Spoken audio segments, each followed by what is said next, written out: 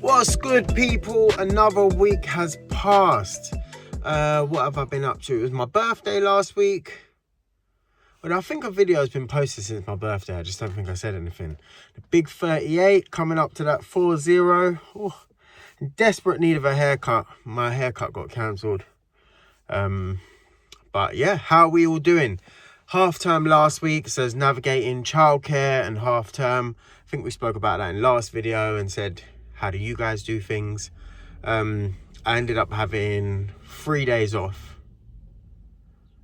and then the other 2 days were they packed solid? No, I think about 3 or 4 jobs each day. So I worked Monday, Friday, and ended up having Tuesday, Wednesday, Thursday off. I intended working Thursday, but one job cancelled and one job just never booked in. I believe half term as well. A lot of people don't want you around, do they? But what else have you been up to? I've still got my checker trade on pause. So hopefully I'll save up the leads until the summer when you really need them. Which is nice. I'm sticking to my 3 jobs a day. Not just doing 3 jobs a day, pre-booking 3 jobs a day, and then either bringing forward or having enough time to fit in like reactive stuff that comes in. That seems to be working okay on most days. I say you either get an early day and you get some time to do some admin and whatnot, so you can bring it away from the evening, or what? Or yeah, you're booking stuff in. So I got sidetracked there for a minute. I don't know where my brain was going with that. But let's jump into these jobs. One of them is a regular one for me. One of them is well out my comfort zone. But let's go have a look. So with great awkwardness and difficulty, I've got the flexies out. I actually use these. This was too big. This was too small. I have another set of this with some other sizes, so maybe I'll give that a go and see. Does this not fit that? Yeah, that fits that. At the moment, there's not much for you to see other than my large head in the way, so I won't keep filming. So we are, nuts are out.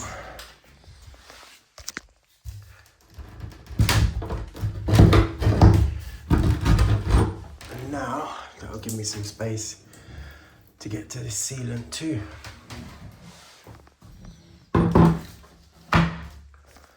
Being replaced with the Mark Vito Coronas. Really nice taps.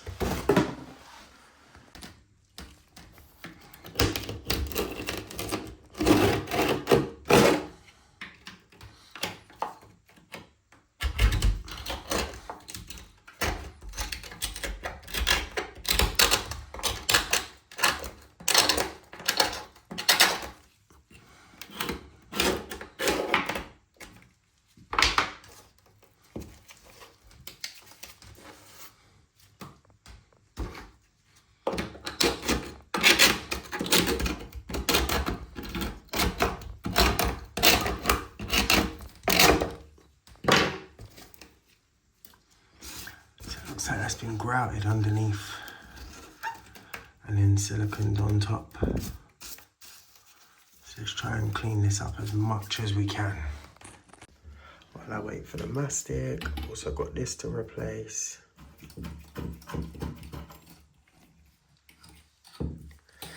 Just realised my mastic gun is broken, so I gotta go and pick up one of them.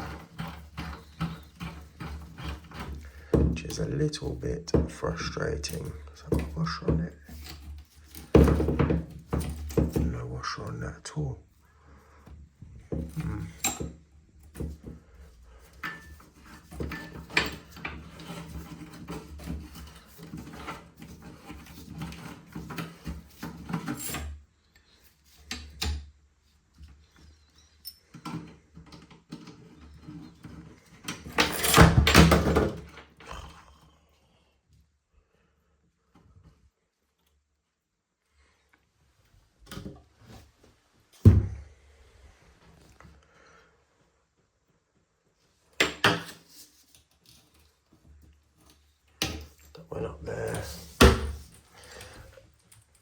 saw one up there.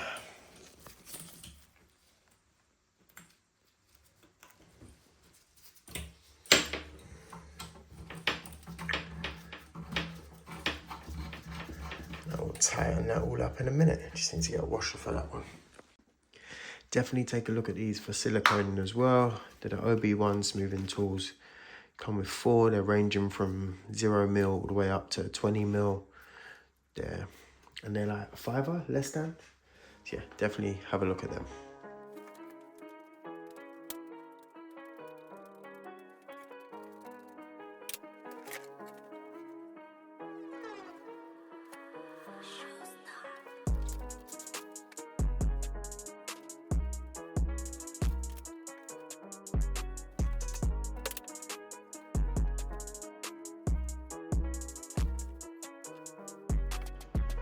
So sealant's all redone. It's definitely more functional and practical than aesthetic, but we just don't want to leak the bathrooms being redone soon anyway. New tap, smart veto, new shower head, and I have siliconed underneath there as well as best I can. So let's turn it on. So let's check for leaks. Nothing down there.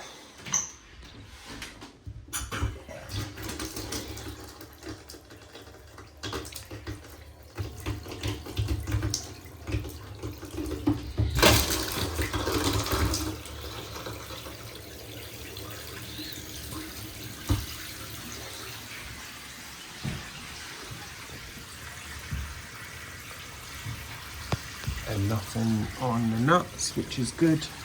And obviously the silicon's gonna have to cure before we can test all that.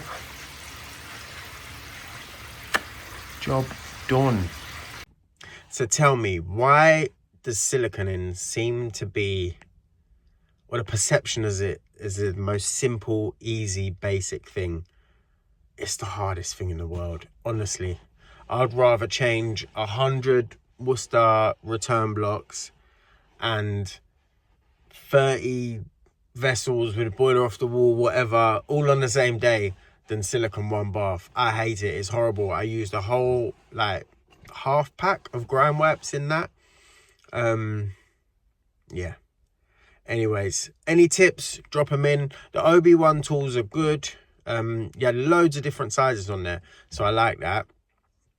And like different shapes and whatnot. And yeah, I'm pretty sure when I looked at it, there was even less than that. I think it's like £3.69. So yeah, definitely grab yourself some of them OB1 tools if you're doing any siliconing, not just a lot of siliconing. They will be helpful. And yeah, the Mark Vito stuff is always good stuff. So again, they generally only stocked in independents.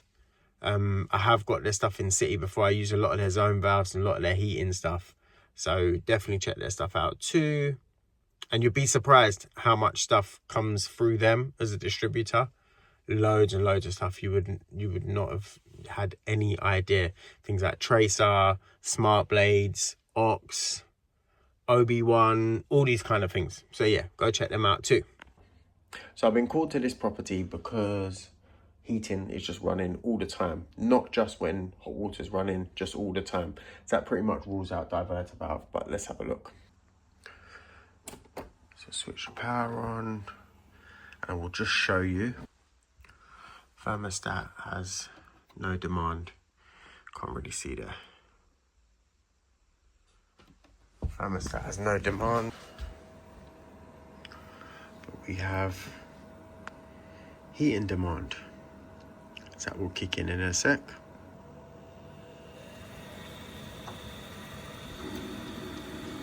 So that's firing up despite there being no demand. So if we drop this down,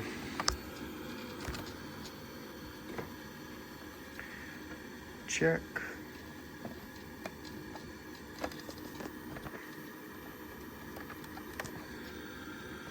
On RT, which is a switch live coming from the thermostat, we've got 240. So I'm gonna double check. I thought that was a wireless one out there, but cannot seem to find the receiver. So this wire goes under here, but oh, okay, maybe I can pull it and trace it. Gosh, that's a lot of cable. Let's do some investigation. So it is actually a wired one, so no controller on there, so in theory on the middle one should be dead, but on our earth and our common got 240, and our earth and our switch live 240, so that connector's gone, so we need to put a new one in, but they wanted a new thermostat anyway, so 2 birds, 1 stone.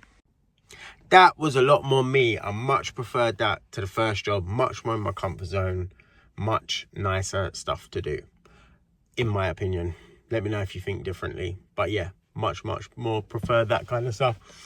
Put the CP4i from EPH in there, and yeah, they're always good, although it wouldn't connect for me this time. It took ages, which was a bit of a pain, but we got there in the end. But now it wouldn't send the link to the customer, so EPH Technical are going to ring them. I spoke to my local rep, she's really good. She's going to ring them, get them to phone her straight away.